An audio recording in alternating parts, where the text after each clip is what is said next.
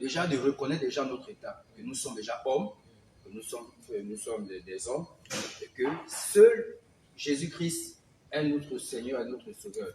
Et que c'est le Saint-Esprit qu'il nous a donné, qui est celui qui nous aide à pouvoir avoir de la force quand nous sommes faibles. Voilà. Et nous allons dire, il faut méditer la parole de Dieu. C'est important, pourquoi? Parce que la parole de Dieu va te permettre de t'orienter, pour te stabiliser sur le sentiment, enfin sur le désir, s'il est bon ou s'il est mauvais. S'il est bon, il te dira comment il faut faire pour que celui-là soit favorable et soit aussi favorable pour ton prochain. Et en retour, comme on disait, la plus grande chose, c'est que ton désir qui monte en toi, tu dois tout faire à ce que cela doit glorifier Dieu. Ça veut dire que tu dois tout faire en sorte que ce désir soit véritablement un bon désir pour l'accepter en toi, pour le faire valoir. Maintenant, quand c'est un mauvais désir qui monte, je pense que par la parole de Dieu, elle te dira que c'est un mauvais désir. Et en ce moment, par le Saint-Esprit et par la prière, ce désir va partir. Ce désir va partir. Parce que la Bible dit... Ou bien la louange aussi, l'adoration. Voilà, effectivement. La louange, l'adoration, la prière. Et déjà, c'est la base déjà. Et il y a aussi comment on appelle-t-on? Il y a aussi c'est-à-dire, il y a d'autres méthodes qu'on peut s'employer. Mais la première, d'abord, c'est la prière, la méditation de la parole de Dieu, l'adoration, la louange, le Saint-Esprit. Il y a aussi l'activité aussi sportive, par exemple. Il y a aussi, vous devez être occupé à autre chose. Si vous sentez que ce désir monte, vous devez vous occuper à autre chose. Si vous êtes une personne, par exemple, qui aime de la musique, vous devez en ce temps maximiser votre temps dans la musique, dans la louange, dans l'adoration. Je prends le cas de, par exemple, un sportif, quelqu'un qui n'a pas du mal à faire du sport, à pratiquer un sport. Quand ce désir monte, il peut essayer de se défouler dans le sport et puis ce désir aussi descend en lui. Maintenant, je veux juste encore éclaircir quelque chose concernant le désir. L'apôtre Paul a conseillé dans le livre de Corinthiens, disait que toutefois pour éviter l'impudicité, parce qu'il y a des désirs qui peuvent monter en soi, qui peuvent être un désir par exemple sexuel, un désir qu'on peut éprouver déjà, comme par exemple pour un célibataire qui n'est pas en couple. Et il arrive que le désir monte en lui, il trouve que cela l'embête déjà. Mais ce désir n'est pas automatiquement mauvais. Non, mais il faut comprendre. Parfois, ce sont des signes qui te permettent d'identifier déjà que tu es aussi à l'approche déjà du mariage. Donc, il faut prier. Voilà, il faut prier pour que le Seigneur puisse maintenant t'aider, à t'orienter maintenant à ce que... Mais l'apôtre Paul conseille quoi? Que toutefois, pour éviter l'impudicité, que chacun ait sa femme. Ouais, le désir est là aussi pour signaler, pour te montrer que, voilà, tu es un homme à oui, frère, en fait, tu viens de souligner quelque chose. Oui. Maintenant, pour ces fois-là qui a ces désirs, maintenant, si le Seigneur t'oriente vers une sœur, c'est-à-dire que tu ressens quelque chose, un feu qui brûle déjà, c'est-à-dire le désir là, est-ce que c'est là où, parce qu'il ne faut pas se tromper aussi, peut-être ça peut être un désir charnel, pour avoir vraiment la confirmation. Est-ce qu'il faut se tourner vers le Créateur pour demander que je ressens un désir, est-ce que cela ne vient pas de toi? Très bien, je pense que vous l'avez dit. Il faut se tourner vers Dieu, en fait. En vérité, il a dit dans sa parole, dans je pense Jean, chapitre 14, il dit, sans moi, vous ne pouvez rien faire. Sans moi, vous ne pouvez rien faire. Si quelqu'un ne demeure pas en moi, il ne peut porter le fruit. C'est-à-dire, c'est lui qui est le centre de tout, en fait. C'est lui qui nous a créés. La Bible déclare dans Jérémie chapitre 29 au verset 11, si je ne me trompe pas, qu'il dit, je connais les projets que j'ai formés sur vous, projets de paix, de bonheur et non de malheur. En quelque sorte, il connaît le temps, il connaît la période, il connaît la personne qu'il te faut. Donc, quand tu ressens à ça, il faut être ouvert envers le Seigneur. Et Père, je ressens ce désir, voilà. Sinon, pourquoi, frère? Parce que vous risquez d'entrer dans une forme d'impudicité, comment? Ou le fait d'aller vers une sœur parce que tu la désires et que tu n'es pas comment on appelle, tu n'es pas déjà fixé par Dieu sur elle. Quand tu verras une autre sœur, tu verras aussi que ce désir aussi va encore se porter aussi sur elle et tu risques d'entrer dans l'impudicité. Et c'est là où le Seigneur dit que si on regarde une femme et la convoite en pensée, a déjà commis l'adultère, c'est-à-dire même l'impudicité peut entrer déjà dans les pensées. Toutefois, pour éviter cela, nous avons besoin de revenir vers notre Créateur pour poser la question. En fait. Bon, ça pourtant vous interrompt. C'est vrai que nous pouvons nous tourner vers le Créateur, mais nous avons aussi besoin de nous tourner vers nos bergers. En fait, parfois, on peut recevoir, mais sans pourtant discerner la voix qui nous parle. Est-ce que c'est la voix du Seigneur ou bien c'est là nous vient? Donc, nous pouvons également nous tourner vers nos bergers en fait d'avoir parfois la confirmation de ce qu'on reçoit. Amen. Effectivement, parce que si je vais prendre le cas de Élie avec Samuel. Samuel qui écoutait la voix de Dieu, mais il ne pouvait pas le discerner. Il fallait qu'il revienne vers son berger. Donc, vous dites que ce que vous dites, c'est vrai. Bon, je me tourne vers le frère Gilles. Maintenant, pour ces jeunes hommes-là, qui est déjà en plein dans les désirs de la chair, en fait, il a du mal à se déconnecter. Parfois, il se dit, moi là, je sens que j'ai commis trop de bêtises. Est-ce que le Seigneur peut encore m'accepter? Qu'est-ce que vous pouvez donner comme conseil à ces jeunes hommes qui nous regardent peut-être devant l'écran? Alléluia. Amen. Alors, le conseil qu'il peut donner, c'est que le Seigneur ne rejette personne. Amen. Il a toujours et toujours les bras grands ouverts pour accueillir ses enfants. Peu importe ce que tu as fait, le mal, lorsque tu viens au Seigneur, il ne va jamais te rejeter. Il va toujours t'accepter, il va te libérer. La Bible déclare d'ailleurs dans le livre de Jean, chapitre 8, verset 32, que si le Fils vous a franchi, vous êtes réellement libre. Donc, lorsque tu fais recours à Dieu, il te libère totalement. Donc, même la solution pour ces jeunes-là, pour ces jeunes filles-là qui en proie au mauvais désir, c'est de pouvoir faire recours à Dieu. Et Dieu, par son esprit, va te libérer. Dieu, par son esprit, il va t'aider. Parce que lorsque tu acceptes le Seigneur Jésus-Christ, il vient prendre place en toi. Il est écrit dans le livre de Apocalypse, chapitre 3, verset 20, pour voici, je me tiens à la porte et je frappe. Si quelqu'un entend ma voix, ouvre la porte, j'entrerai chez lui, je serai avec lui et lui avec moi. La porte, ce n'est pas la porte physique que nous connaissons, c'est la porte du cœur. Lorsque tu décides lorsque tu entends la voix du Seigneur, ça veut dire toutes les fois que tu es à la maison, tu écoutes une prédication, même là, en ce moment, nous sommes en train de prendre la voix du Seigneur, c'est la voix du Seigneur qui se fait entendre. Toutes les fois que tu es, par exemple, je ne sais pas, dans ton quartier, tu marches et puis on vient t'évangéliser, c'est la voix du Seigneur que tu écoutes. Il dit que si tu écoutes ma voix et tu décides d'ouvrir la porte de ton cœur, je vais entrer. Il dit, je serai avec lui et lui avec moi. Donc là, on fait un échange. La vie de l'homme à cause du péché est comme un cadet judiciaire qui est foutu. Lorsque tu acceptes Jésus, il prend ton cadet judiciaire qui est foutu, il te donne ce cadet judiciaire qui est sa vie. Et cette vie-là t'apporte la liberté et te permettra de vivre dans l'obéissance de la parole de Dieu.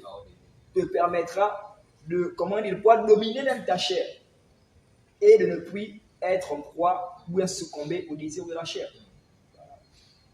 Donc, un témoignage, je ne sais pas si je peux l'appeler. Oui, allez. J'ai un témoignage, je connais un frère qui vivait dans le monde et c'était vraiment une vie de débauche. Vraiment, pour dire quoi, que quand on possède ça dans le monde, ça crée sur le corps un impact. Effectivement, ça crée un impact sur le corps où parfois tu dépends maintenant, ce désir-là. Tu es dépendant. Voilà, tu as ce désir fort. Et il était pour la masturbation, au point où même il y avait des esprits de nuit qui venaient et il disait à tout moment, quand le désir monte, parfois il veut arrêter, mais il ne peut pas. Il dit non, j'arrête. Mais après, quand ce désir remonte, c'est plus fort et il retombe. Il a eu quelques temps, après il a accepté le Seigneur. Il a accepté le Seigneur par le conseil de d'autres.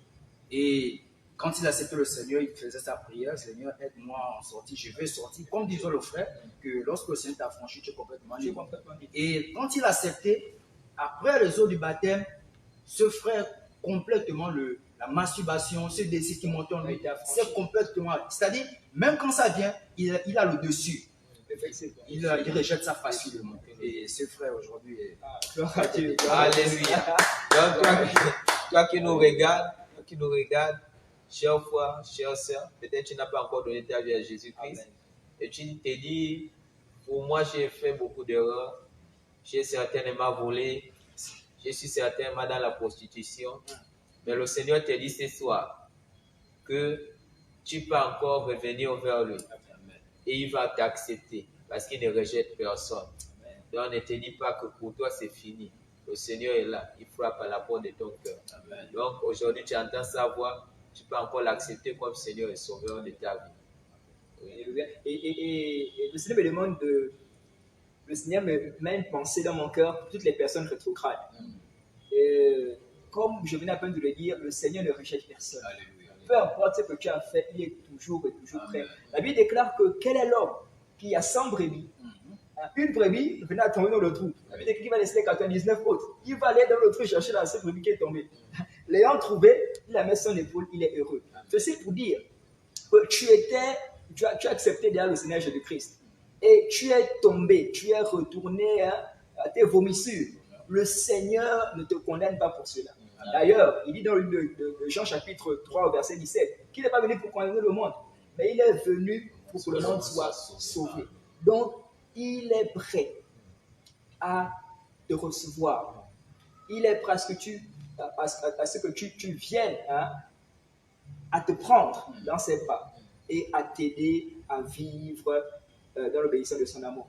Donc, pour dire que toi qui es rétrograde et qui te pose beaucoup de questions, est-ce que le Seigneur peut encore m'accepter, tout ça, le Seigneur est toujours prêt à t'accueillir. Et j'aimerais également t'interpeller, c'est ce que le Seigneur me met à cœur, t'interpeller et te dire que Jésus-Christ te réclame. Amen. Il a besoin de toi. Amen. Il voudrait que tu puisses revenir à la bergerie. Parce que, souvenons-nous que lorsque la brebis est hors de la bergerie, elle est en danger. Oui. Parce que le mercenaire et le loup qui est là. Tu es mieux dans la bergerie. Amen. Avec le berger. Amen. Que Dieu vous bénisse. Amen. Donc, notre émission tire déjà vers sa fin. Je ne sais pas si vous avez des questions à nous poser. Vous avez encore la possibilité de nous poser ces questions-là. Il nous reste 5 minutes. Donc, nous sommes là, nous écoutons. Si vous avez une préoccupation par rapport au thème qui a été développé ce soir, donc vous pouvez poser votre question.